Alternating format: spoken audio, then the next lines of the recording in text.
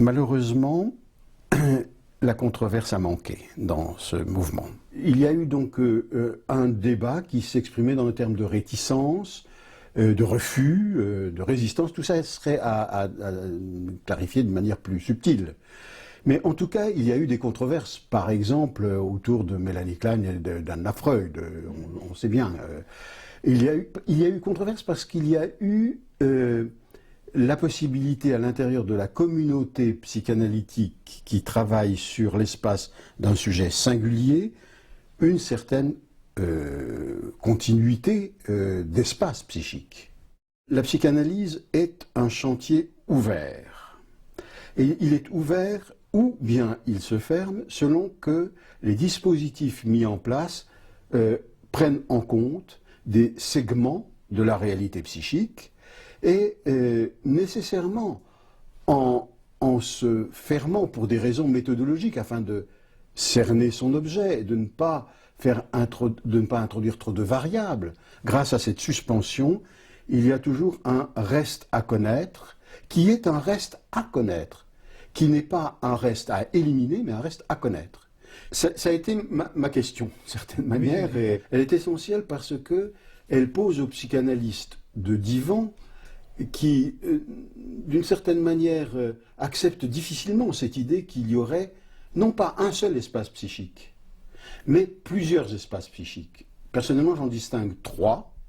L'espace du sujet singulier, je l'appelle le sujet singulier depuis de nombreuses années, l'espace des liens qu'il établit avec les autres. Et on m'objecte souvent, mais que bon, le champ transféro-transférentiel relèverait d'une théorie du lien. Je dis non, ça ne relève pas tout à fait d'une théorie du lien, puisque la spécificité du champ transféro-contre-transférentiel, c'est l'asymétrie de l'écoute et de la parole entre l'analyste et l'analysant.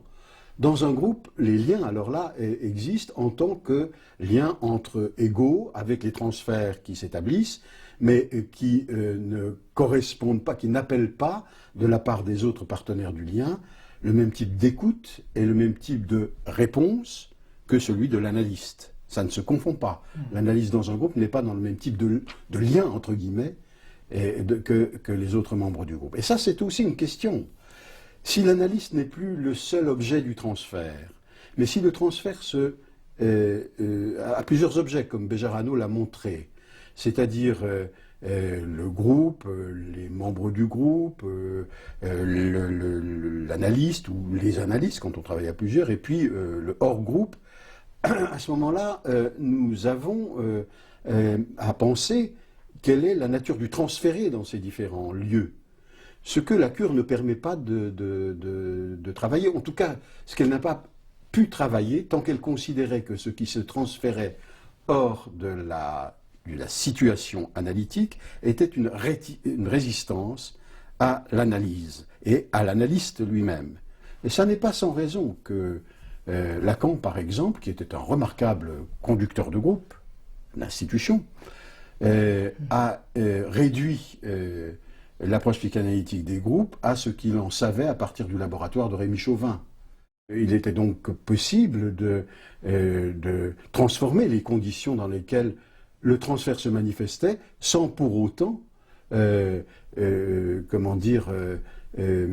laisser échapper l'essentiel du mouvement transférentiel, c'est-à-dire la répétition, la réactualisation, ou est l'invention de nouveaux modes de relation avec soi-même et avec ses objets et avec les autres dans le groupe. Donc ce deuxième acte met en question est-ce que l'inconscient est tout entier traité, les formations de l'inconscient, les processus de l'inconscient et la subjectivité qui correspond à ces formations est tout entier traité par le seul dispositif de la cure. Alors maintenant, nous savons que non. Nous savons que non parce que l'expérience du travail en situation de groupe, selon une méthodologie psychanalytique, l'expérience du travail avec les familles, avec un dispositif psychanalytique différent de celui du groupe, mais parce que ce ne sont pas les mêmes configurations de liens qui sont engagés, ce ne sont pas non plus les mêmes artefacts méthodologiques qui fonctionnent dans la famille et dans le groupe. Nous savons maintenant, et d'une manière suffisamment précise, bien que le champ soit encore largement ouvert à la découverte, que certaines formations de réalité psychique inconsciente fonctionnent dans les groupes, dans les familles, dans les couples, dans les institutions, pour prendre les principaux champs. Et là, nous avons fait un pas considérable par rapport aux spéculations de Freud. Freud avait anticipé de différentes manières, par la voie de l'imagination, de la création de mythes scientifiques, comment il se développait dans l'histoire de l'humanité. Il s'est développé un mouvement où le groupe a joué un rôle très important, ou plutôt la masse s'est transformée en groupe qui s'est donné un certain nombre de règles pour assurer la coexistence de ses membres. Ça n'engage pas véritablement une controverse, ça engage de l'anathème.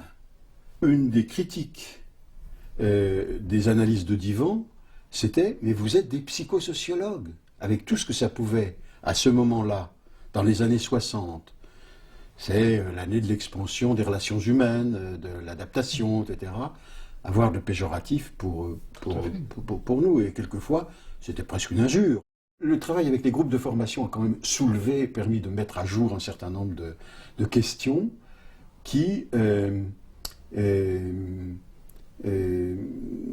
intéressent l'histoire de la scission des mouvements psychanalytiques. Mais le travail sur les processus qui sont en jeu dans la formation, je trouve qu'on ne les aborde pas suffisamment, et notamment sur ce qui concerne la réponse que nous donnons à l'affiliation, ou à ce que Jean-Claude Rouchy appelle le désir d'appartenance.